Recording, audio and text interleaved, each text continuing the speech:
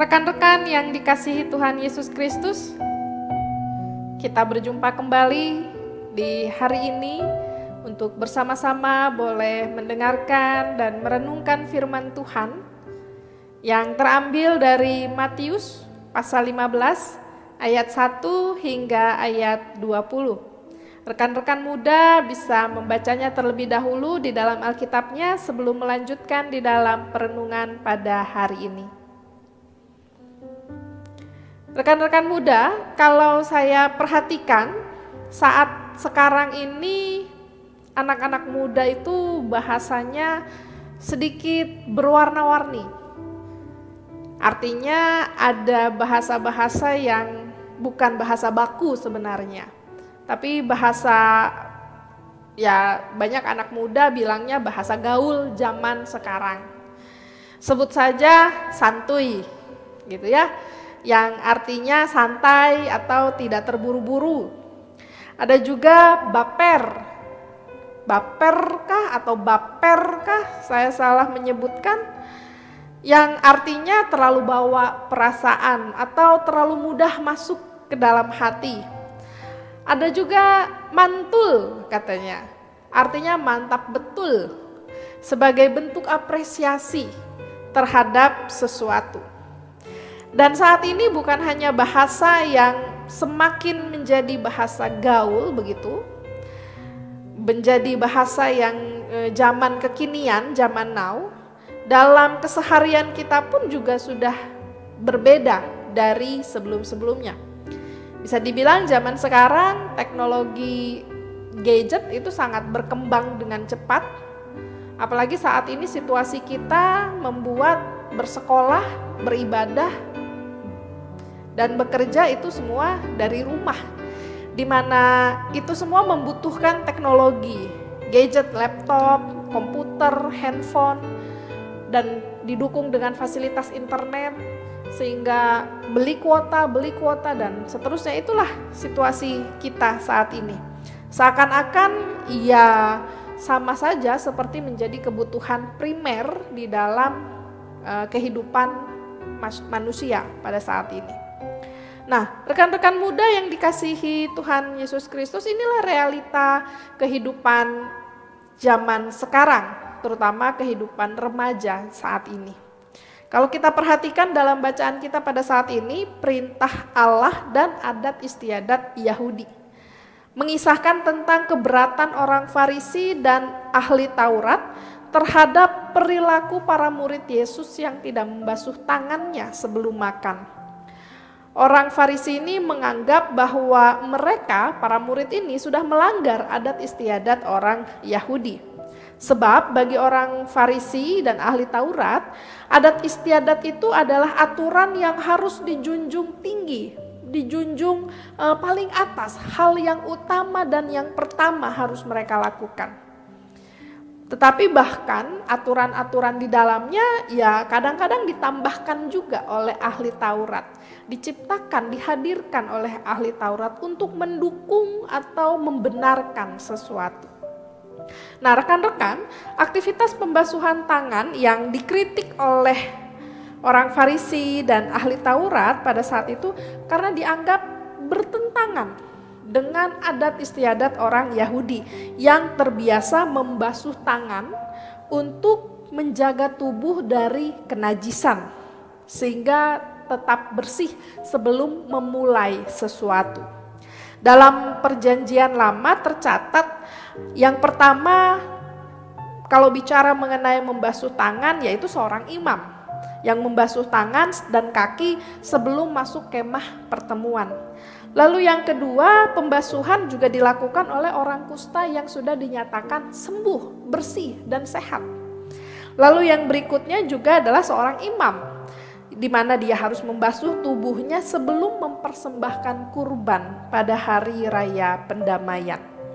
Nah, rekan-rekan muda, artinya di sini dalam perjanjian lama tidak ada yang secara spesifik untuk mengatakan harus membasuh tangan sebelum makan. Tetapi justru inilah yang dipertentangkan dan dikritik keras oleh para ahli Taurat dan orang Farisi. Seolah-olah mereka mau menunjukkan diri mereka bahwa mereka adalah pemegang adat istiadat yang tinggi, bahwa mereka tidak pernah melanggar apa yang menjadi adat istiadat orang Yahudi. Padahal mereka tidak bermaksud demikian. Mereka punya tujuan yang berbeda. Yang pertama, tujuan mereka adalah mereka mau terpandang, mereka mau dilihat oleh orang-orang sekitarnya. Ini loh, saya nih atau kami nih orang-orang yang menjunjung tinggi. Jadi kesannya mau pamer. Dan yang kedua, sebenarnya ini adalah kritikan untuk menjatuhkan wibawa Yesus. Sehingga pengikut-pengikut Yesus di luar sana yang banyak sekali berbondong-bondong mengikuti Yesus akan melihat, oh ternyata Yesus nih tidak melakukan adat istiadat Yahudi nih. Pemimpin yang tidak kenal kebudayaan, pemimpin yang tidak kenal tradisi, lebih baik tidak usah diikuti. Tujuan orang Farisi dan ahli Taurat adalah untuk menjatuhkan dan untuk pamer betapa tingginya posisi mereka, betapa tingginya moralitas mereka untuk selalu menjaga adat istiadat itu dengan baik. Tetapi tahukah adik-adik, rekan-rekan muda, ketika Yesus menerima kritikan atas perbuatan murid-muridnya, justru kritikan itu berbalik, menyerang orang-orang Farisi dan ahli Taurat. Yesus mengkritik mereka dengan sangat keras. Karena sebenarnya perintah dan hukum Allah bagi orang Farisi dan ahli Taurat itu bisa diganti dengan aturan-aturan yang dibuat sendiri oleh ahli Taurat. Sebut saja contoh untuk menghormati orang tua. Dikatakan bahwa itu adalah kewajiban seorang anak untuk menghormati, memelihara, dan menjaga orang tuanya. Tetapi tokoh ahli Taurat justru berkata hal itu bisa tidak dilakukan kalau seseorang sudah memberikan persembahan kepada Allah. Ini bisa dilihat dalam kitab Keluaran pasal 20. Rekan-rekan muda bisa membacanya di sana. Sehingga dari sini menjadi tidak jelas apakah menghormati orang tua ini adalah hal yang prinsip atau menjadi hal yang bisa dilakukan dan bisa juga tidak dilakukan asalkan sudah memberikan persembahan. Seakan-akan dengan memberikan persembahan itu berarti sudah menutupi kewajiban-kewajiban yang tidak bisa dilakukan. Seakan-akan persembahan itu sudah membenarkan perbuatannya ketika dia tidak bisa melakukan kewajiban-kewajiban yang diperintahkan oleh Tuhan dalam hukum Taurat. Nah, rekan-rekan muda yang dikasihi Tuhan, dapatlah dikatakan dalam ayatnya yang ke-7, mereka hanyalah orang-orang yang munafik. Mereka hanya orang-orang yang ingin memperlihatkan seakan-akan baik dan benar, tapi di dalam diri mereka tidak terlihat kebenaran itu sendiri. Mereka hanya menutupi dengan kepura-puraan, mereka hanya menutupi diri mereka yang salah dan tidak benar dengan hal-hal yang kelihatannya prinsipil, dengan hal-hal yang kelihatannya wah di mata orang lain, tapi ternyata mereka sendiri melakukan yang berbeda. Ini juga kita bisa menyoroti soal najis di dalam bacaan kita, sehingga dianggap para murid ini tidak dibenarkan ketika mereka tidak membasuh tangan sebelum mereka makan. Mereka dikatakan najis, seakan-akan mereka tidak bersih, tidak suci, dan tidak murni. Di sini Yesus juga mengkritik mereka bahwa menyatakan najis ataupun tidak terhadap seseorang bukanlah kuasa dari seseorang tersebut. Bukan berarti ketika dia adalah seorang ahli Taurat, dia adalah seorang ahli Farisi, lalu seenak hati, sesuka hati dia berkata, hei engkau najis, hei engkau benar, hei engkau tidak benar, dan seterusnya. Karena Yesus mau katakan kenajisan seseorang itu bersumber dari hatinya. Ketika dia memiliki keinginan untuk menjatuhkan orang lain di depan umum, ketika dia punya niat yang jahat, niat yang tidak baik terhadap diri orang lain, dan kemudian keluar dalam tindakannya, dalam perkataannya, dalam pikirannya, apa yang dia lakukan itu sudah najis, sudah tidak bersih, sudah tidak suci, sudah tidak lagi lurus di mata Tuhan. Maka rekan-rekan yang dikasihi Tuhan, saat ini kita mau belajar. Yang pertama, kebudayaan yang saat ini ada, ini terjadi bukan karena diciptakan oleh Allah, tetapi hadir karena manusia-manusia yang menghadirkan kebudayaan itu. Maka dari kebudayaan-kebudayaan yang ada, semestinya kita belajar untuk bisa kritis, untuk bisa memilah mana yang baik, mana yang tidak baik.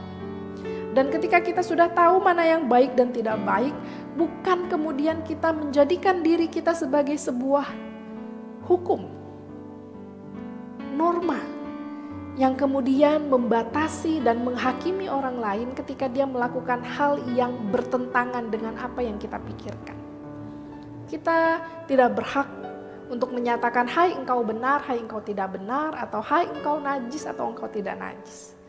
Yang bisa kita lakukan adalah kita menegur secara baik-baik, mengingatkan bahwa apa yang dia lakukan tidaklah baik, tidaklah berkenan, dan kita mendukung dia untuk melakukan hal yang baik dan benar.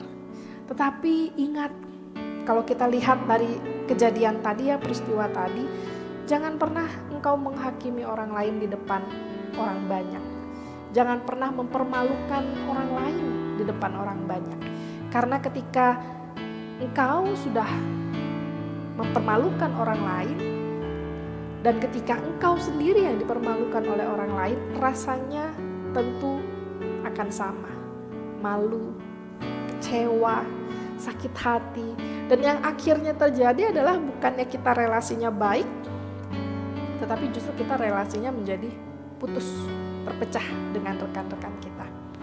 Saat ini mari kita belajar untuk bersikap kritis terhadap kebudayaan-kebudayaan yang ada, bisa memilah mana yang baik, mana yang tidak baik, tidak mudah jatuh dalam penghakiman akan orang lain tentang benar dan tidak benarnya, belajar untuk bisa mengkritisi dengan baik, dengan bijak, bukan menghakimi orang lain, apalagi menjatuhkan orang lain di depan umum. Anak remaja Kristus, anak remaja pengikut Tuhan Yesus Kristus harus menjadi anak remaja yang kritis, anak remaja yang bisa menjalin kebaikan, menghadirkan berkat, membawa sukacita di tengah banyak orang. Tuhan Yesus memberkati kita semua. Amin.